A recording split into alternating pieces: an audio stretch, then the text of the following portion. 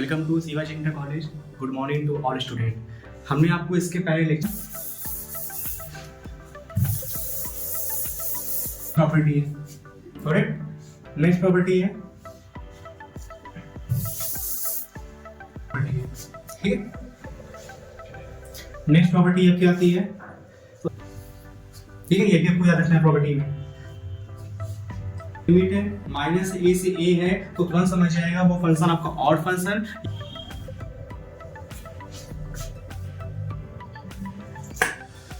Board exam में ये पूछा जा चुका है, ठीक है। तो कैसे करेंगे, देखिए आप जानते हैं माइनस होल इंटीग्रेशन 0 से 1 फर्स्ट का वो करिए डेरिवेटिव, ट्रायंगल्स का डेरिवेटिव क्या कहते हैं, इसी को हमने लिमिट फॉर्म में इसको ले लिया।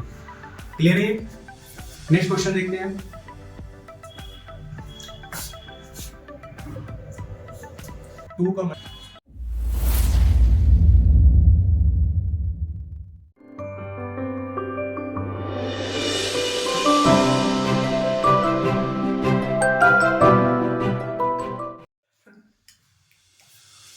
Welcome to Shivaji inter college.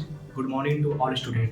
हमने आपको इसके पहले लेक्चर में हमने आपसे अनिश्चित समाकलन के क्वेश्चन कराए हुए थे। आज हम डिस्कस करने जा रहे हैं निश्चित समाकलन क्वेश्चन। आज हम डिस्कस करने जा रहे हैं क्योंकि बोर्ड में इसके ये मान चलिए इसमें 8 मार्क्स का क्वेश्चन, 2 क्वेश्चन आपके हर एक साल एक से पेपर में इसका जरूर मिलता है, ठीक है। आगे डिस्कस करते हैं। तो सबसे पहले हम स्टार्ट करेंगे निश्चित समाकलन मीन्स डिफरेंट इंटीग्रेशन की प्रॉपर्टीज क्या क्या होती हैं वो डिस्कस करेंगे पहले।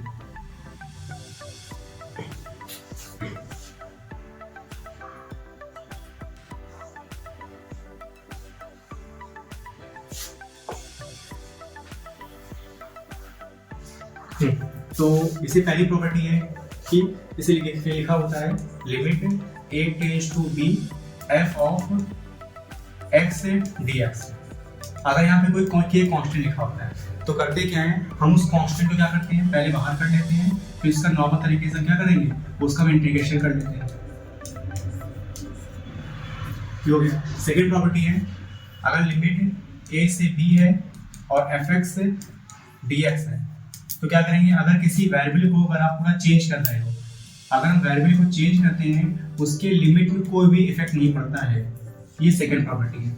अगर पूरे कुछ भी वेरिएबल चेंज कर रहे हो, यहाँ पे x है यहाँ y टर्म कर रहे हो, यहाँ पे x है यहाँ पे b के वेरिएबल लेके आ रहे हो तो लिमिट में कोई भी इफेक्ट नहीं पड़ेगा। सेकंड प्रॉपर्टी है। थर्ड प्रॉपर्टी है, अगर लिमिट a टू b है और fx dx है, अगर आप लिमिट को चेंज करते हैं, चेंज मतलब कि लोअर से अपर में या अपर को लोअर में चेंज करते हैं तो माइनस से बाहर कर देते हैं। तो लिमिट देखिए, अपर लिमिट को लोअर में ले जा रहे हैं और लोअर लिमिट को अपर में ले जा रहे हैं। ये fx dx हो गया। देन नेक्स्ट प्रॉपर्टी पे आती है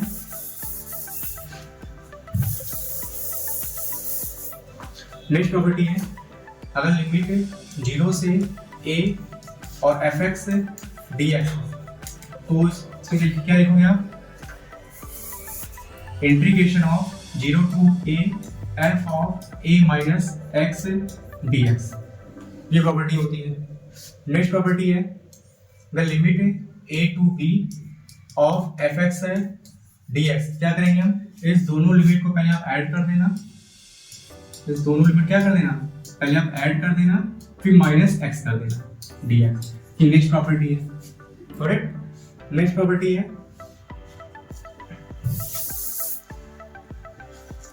है, limit a to b fx dx।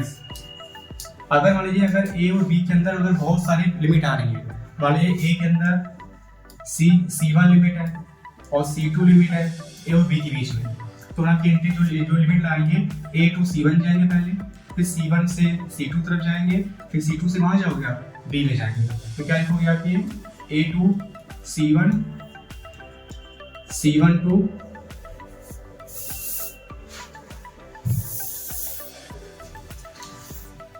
c1 to c2 and c2 to b, और बाकी यहाँ पे इसका इंटीग्रेशन डिजोल्व कर देंगे।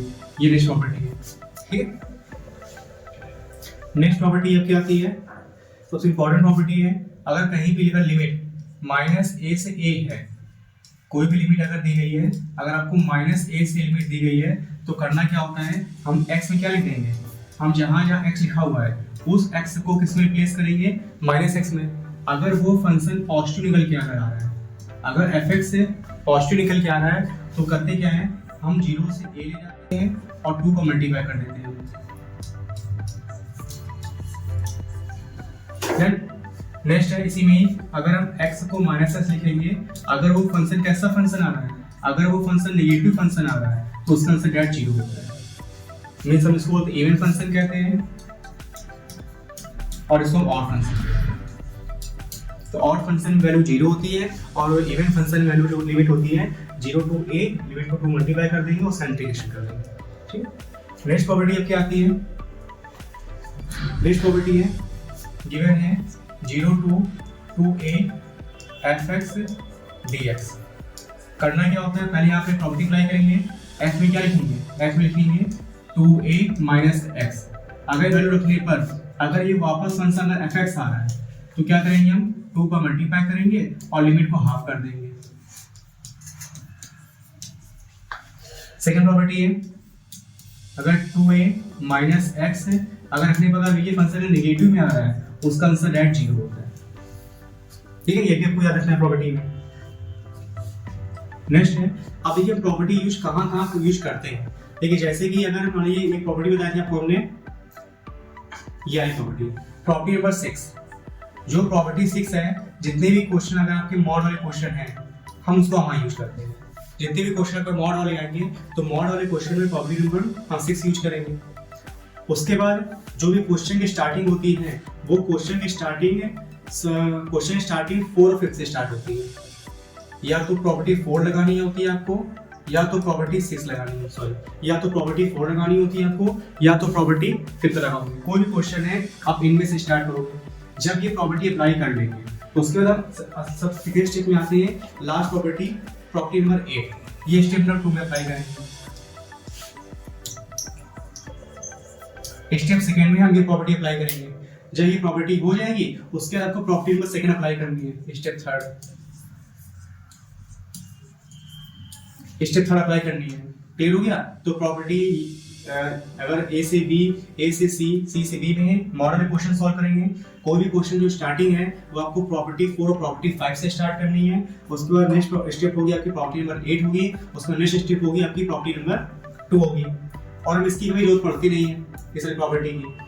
ठीक है, उसके बाद ये कैसे पता करेंगे, अगर लिमिट है माइनस ए से ए है तो तुरंत समझ जाएगा वो फंक्शन आपका ऑड फंक्शन या इवन फंक्शन की वहाँ प्रॉपर्टी अप्लाई नहीं है। क्लियर है? समझ जाओगे ना? जब भी माइनस ए से ए आए तो समझ जाएगा कि जो प्रॉपर्टी वो आपकी ऑड या इवन फंक्शन की प्रॉपर्टी आपकी लगनी है। ठीक है, ठीक है, आपकी प्रॉपर्टी देखी हमने, इसलिए आप क्वेश्चन करते हैं इसके वजह।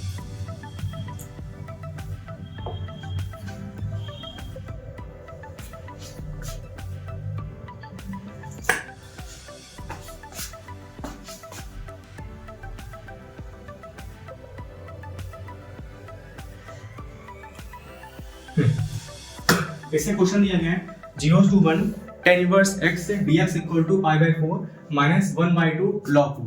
इसको इंटीग्रेशन करना है। ये भी आपका बोर्ड एग्जाम में पूछा जा चुका है।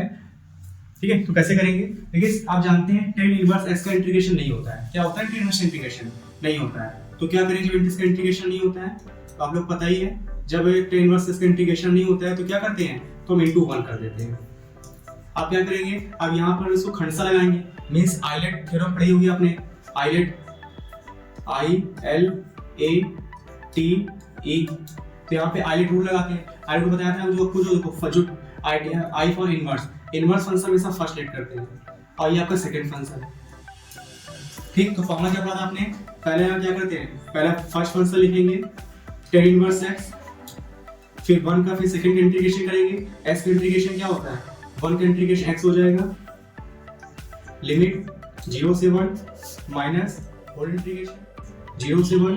फर्स्ट का वो करिए डेरिवेटिव, tan इनवर्स का डेरिवेटिव क्या होता है, 1/1 प्लस s स्क्वायर। और 1 का इंटीग्रेशन क्या होता है, 1 का इंटीग्रेशन x होता है। तो क्या लिखोगे आप, ये tan inverse x into x 0 से 1 minus x/1 plus x square और 0 to 1 dx। अब इसका इंटीग्रेशन कैसे करोगे आप क्या करेंगे, लेट कर लेंगे। 1 प्लस एक्स स्क्वायर को आप टी लेट कर लो, तो क्या मिलेगा हमें 2x dx equal to dt। तो यहाँ से जो आपकी जो वैल्यू आएगी x dx की वैल्यू क्या आ गई, यहाँ से x dx की वैल्यू dt अपॉन 2 वैल्यू आ जाएगी। ठीक है, तो सॉल्व करिए, तो क्या लिखोगे आप, tan inverse x into x और 0 से 1। देखिए जब हम किसी भी अगर हम सब्स्टिट्यूशन मेथड लगाते हैं या किसी भी स्थानापन्न विधि लगाते हैं तो हमें लिमिट भी चेंज करनी पड़ती है। जब भी अगर सब्स्टिट्यूशन मेथड लगाओगे यहाँ पे आपको लिमिट भी चेंज करनी है, तो लिमिट चेंज करिए। देखिए अगर यहाँ x रखेंगे 0, रखिए 0, 0 प्लस 1 क्या होता है, 0 प्लस 1 आपका 1 होता है। अब यहाँ 1 रखिए, 1 प्लस 1 क्या होता है, 2 होता है। तो जो लिमिट हो जाएगी वो 1 से 2 हो जाएगी, तो x लिमिट लिखेंगे 1/2 dt और अपॉन में t। ठीक है, अब इसका इंटीग्रेशन करेंगे। 1/t का इंटीग्रेशन क्या होता है, 1/t का इंटीग्रेशन होता है tan inverse x into x और लिमिट 0 से 1, और tan इनवर्स 1/2 का इंटीग्रेशन होता है log t और लिमिट है 1 to 2। अप्लाई कर दो, apply the limit.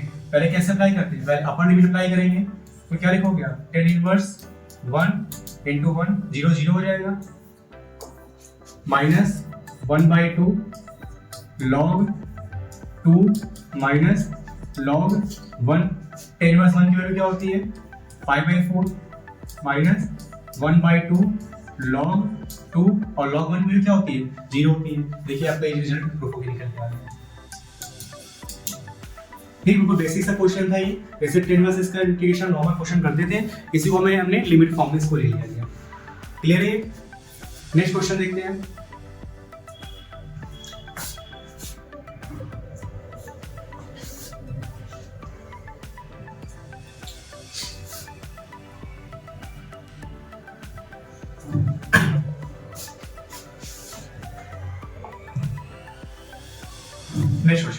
Next question है 0 to a x upon a square, यहाँ प्लस कर लीजिएगा, आपको प्लस होगा। ठीक है, तो यहाँ क्या करेंगे, आप भी जानते हैं जब भी कहीं बीच में a स्क्वायर प्लस स्क्वायर होता है या s square plus a square होता है, तो यहाँ पर हम x को ऐसे कुछ वेरिएबल ट्रिग्नोमेट्रिक फंक्शन लेट करते हैं, कोई फॉर्मूला बन जाए। तो क्या लेट करते हैं, देखिए प्लस वाले हमेशा क्या लेट करोगे, प्लस वाले हमेशा tan या cot लेट करते हैं, और जब माइनस लिखा होता है बीच में कहीं पर तो उसमें साइन या cos लेट करते हैं। तो क्या करोगे आप, यहाँ पर क्या लेट करेंगे, यहाँ पर प्लस लगा हुआ है तो हमेशा प्लस में क्या लेट करते हैं, हमेशा प्लस में लेट करते हैं tan थीटा लेट करते हैं। x को टू क्या लेट करोगे, x को टू लेट करेंगे हम a tan थीटा लेट कर लेंगे। अब इसका डेरिवेटिव कर लो, x का dx a और tan थीटा का क्या होता है sec square theta d theta. ऊपर लिखाइए, तो क्या लिखोगे आप, x की जगह x में क्या लिखोगे a tan theta upon under root a square plus a square tan square theta और ds की वैल्यू है a sec square theta d theta. Solve किया। देखिए आपने जब x को लेट किया है तो आपको लिमिट भी चेंज करनी पड़ेगी। देखिए चेंज की लिमिट चेंज करिए, यहाँ रखेंगे 0, जब 0 रखेंगे तो थीटा वैल्यू क्या निकल के आएगी 0। a रखोगे तो a से कैंसिल हो जाएगा, तो थीटा वैल्यू क्या आएगी, थीटा वैल्यू π/4 आ जाएगी। तो जो लिमिट होगी 0 to π/4 होगी, 0 to π/4 a tan theta upon, इसमें से a स्क्वायर कॉमन हो गया, a और 1 प्लस tan स्क्वायर थीटा क्या होता है sec स्क्वायर थीटा, और रूट लगा हुआ है तो उसको आप लिख सकते हैं sec थीटा लिख सकते हैं, into a sec square theta d theta.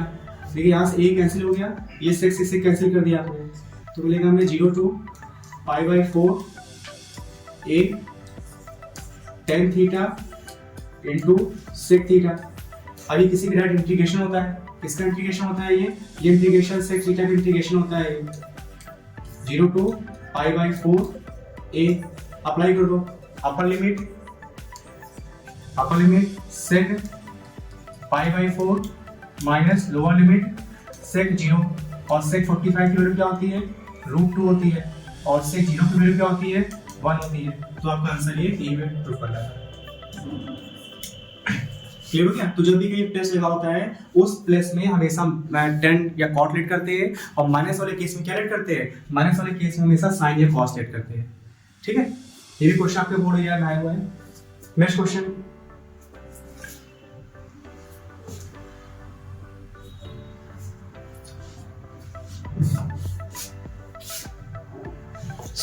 देखिए ये भी क्वेश्चन बहुत आसान क्वेश्चन है, आराम से कर लो इस क्वेश्चन के लिए भी। तो ऐसा क्या करें कि रिजल्ट मिल जाए, कि आप इसको लेट कर लो। तो साफ साफ दिख रहा है, अगर tan इनवर्स को लेट करते हैं और tan इनवर्स का डेरिवेटिव क्या होता है 1/1 + x², तो आराम से लेट कर लो। तो क्या लेट करोगे आप, यहाँ पे लेट करेंगे tan इनवर्स x को क्या लेट करोगे, t लेट करेंगे, और tan इनवर्स का डेरिवेटिव क्या होता है 1/1 + x² dx = क्या लिखोगे आप dt।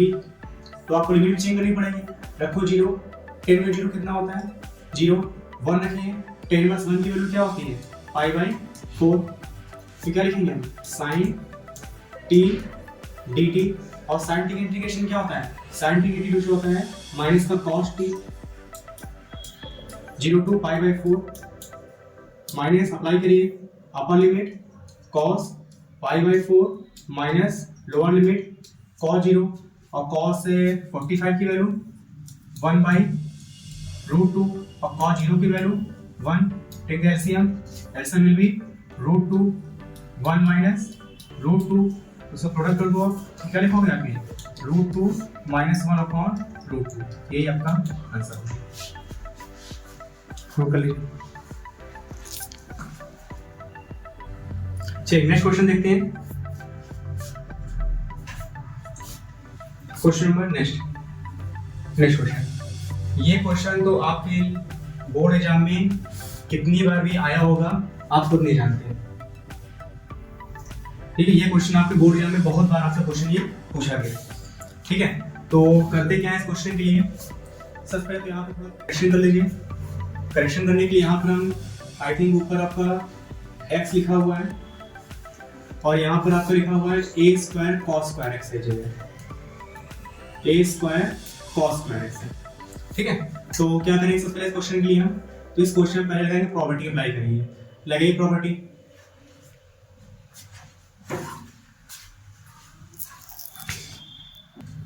देखिए यहाँ पर करेक्शन कर लीजिए, थोड़ा मिसप्रिंट है यहाँ पर।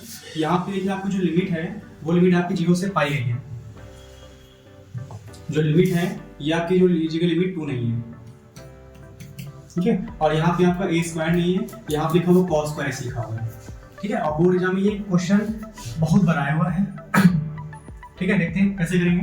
तो सबसे पहले यहाँ पे लगाएंगे प्रॉपर्टी अप्लाई करेंगे, तो i = x में क्या लिखोगे 0 to पाई, x में क्या लिखेंगे pi minus x whole upon a²। आप जानते हैं cos से 180 - थीटा, cos 180 क्या होता है माइनस का cos थीटा, लेकिन इसको स्क्वायर लगा हुआ है तो आपका प्लस नहीं हो जाएगा, तो इसको लिख सकते हो आप cos² x लिख सकते हैं, प्लस d² sin² लिख सकते हो। ये आपकी सेकेंड इक्वेशन है, ये आपकी फर्स्ट इक्वेशन है, दोनों इक्वेशन को आप ऐड कर दो। जब ऐड करेंगे i + i 2i limit 0 to pi x plus pi minus x whole upon a² cos² x plus b² sin² x dx।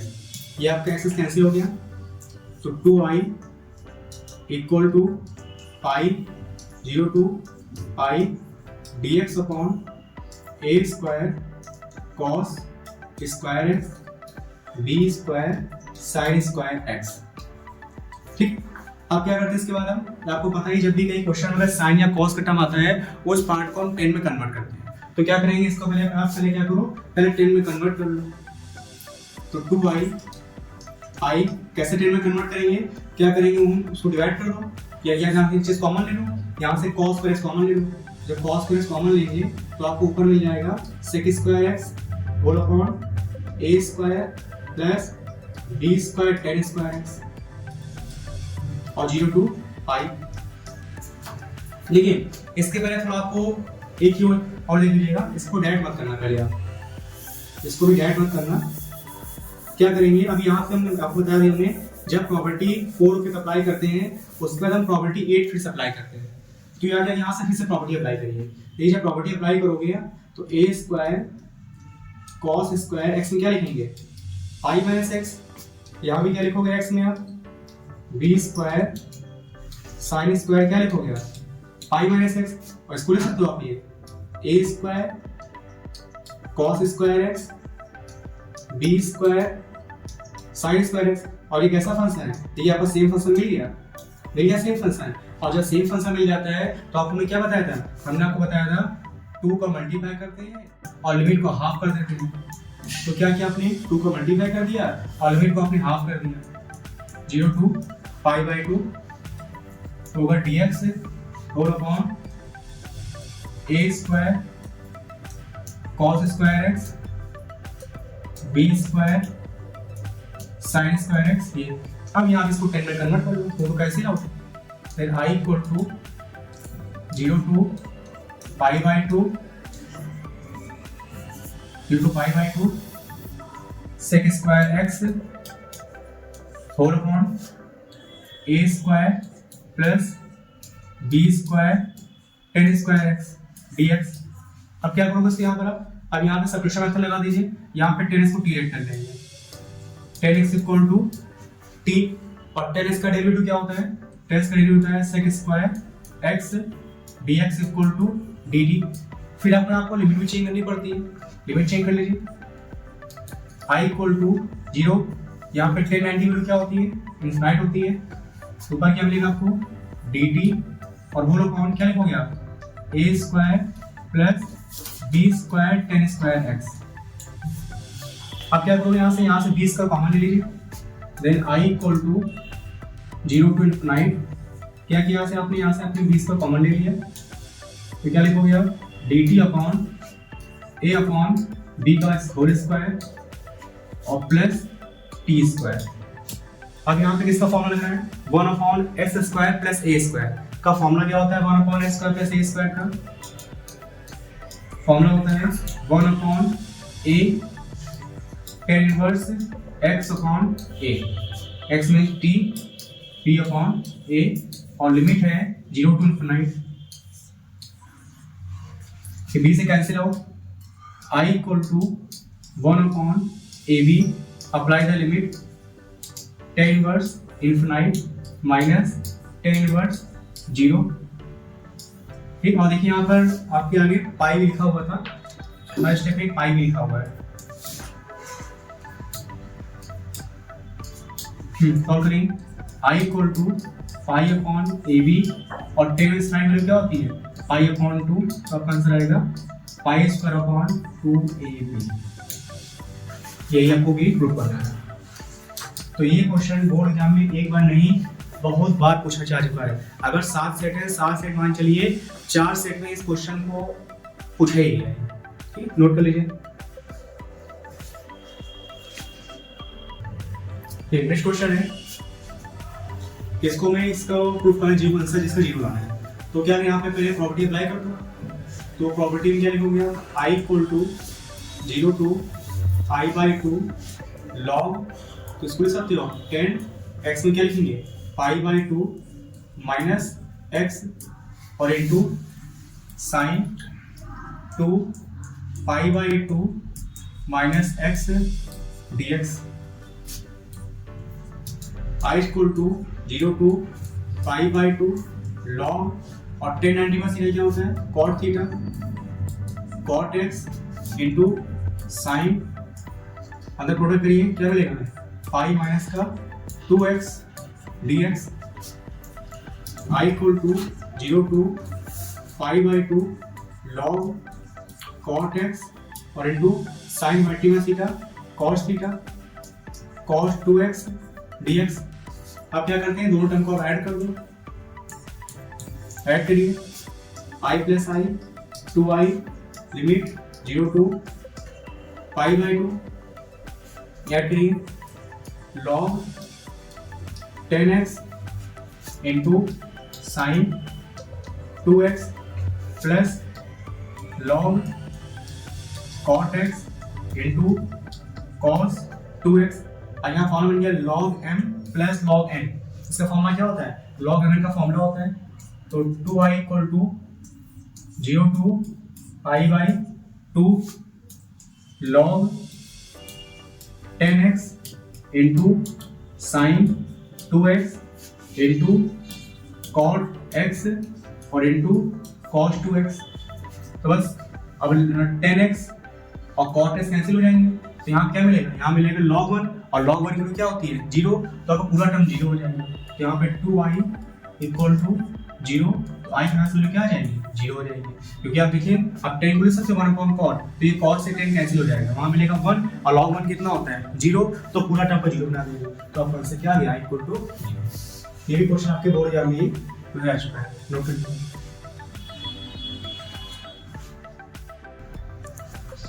यहाँ पे थोड़ा बेटा करेक्शन कर लीजिएगा, यहाँ पे साइन मल्टी में थीटा कॉस थीटा आपका होता है, तो यहाँ पर सॉरी साइन मल्टी में थीटा साइन थीटा होता है, यहाँ पे साइन 2x होगा, वैसे कोई इफेक्ट पड़ेगा नहीं इसके आंसर में, यहाँ भी क्या होगा, यहाँ भी आपका साइन 2x होगा, ठीक है, और यहाँ भी क्या लिखोगे यार, यहाँ भी इसको साइन 2x लिख देगा,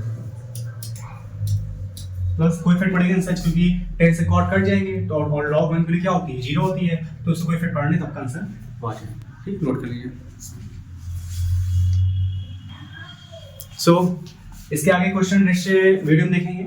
सो थैंक यू क्लास।